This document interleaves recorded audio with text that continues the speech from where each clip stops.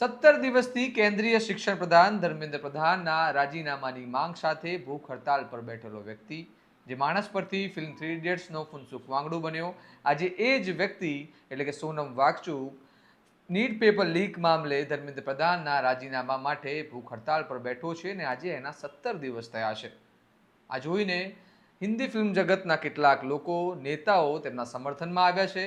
Film જગતની વાત કરીએ તો એ થ્રી ઇડિયટ્સ ફિલ્મમાં જેમની સાથે ફુનસુક વાંગડુની લડાઈ હતી એવા ચતુર એટલે કે ઓમી વૈદ્યએ પણ વિડીયો બનાવીને તેમના સમર્થનમાં કહ્યું છે કે હું નથી ઈચ્છતો કે આપણો ફુનસુક વાંગડુ આ રીતે દુનિયા છોડી જાય. માત્ર ચતુર જ નહીં પણ બોલિવૂડના દિગ્ગજ અભિનેત્રી ઝીનત અમાને પણ સરકારને શાંતિથી વાત કરવાની અપીલ કરી છે અને તેમના સોશિયલ મીડિયામાં પોસ્ટ કરી છે. તો નસરુદ્દીન શાહ, રત્ના પાઠક અને પ્રકાશ રાજે પણ સોનમ વાંગચુકના સમર્થન માટે પોસ્ટ કરી છે અને તેમના વિશે કેટલાક નિવેદનો આપ્યા છે. ઉપરાંત ફિલ્મી કલાકાર અભય દેઓલે પણ તેમના સોશિયલ મીડિયા એકાઉન્ટમાં સોનમ વાંગચુકનો ફોટો મૂકીને કેપ્શનમાં તૂટેલું હૃદય બતાવ્યું છે. આ લડાઈ માત્ર સોનમ વાંગચુકની નથી, એ દરેક લોકોની છે જે નીટ પેપર લીક મામલે પોતાનો અવાજ બુલંદ કરી રહ્યા છે.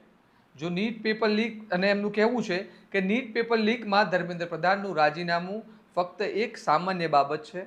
હજુ આ મામલે જવાબદેહી નક્કી કરવામાં આવશે અને જે પણ લોકો આવા ષડયંત્રોમાં સામેલ છે તે લોકોની જવાબદેહી પણ નક્કી કરવામાં આવશે. હજુ ભૂખ હડતાલના 17 દિવસ થયા છે.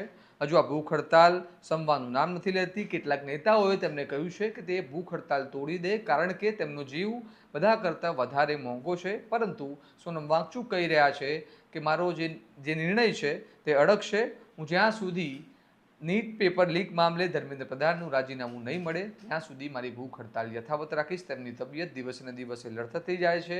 8 કિલો જેટલો વજન એમનો ઘટી ગયો છે, પરંતુ તે હજુ પણ ભૂખ હડતાલ પર બેઠા છે. તમારું આ મામલે શું કહેવું છે અમને કમેન્ટમાં જણાવો. અને આ પ્રકારના અપડેટ્સ જો તમને પસંદ હોય તો તમારા સ્વમાનને ફોલો કરવાનું ભૂલતા નહીં. જોતા રહો તમારું સ્વમાન. નમસ્કાર.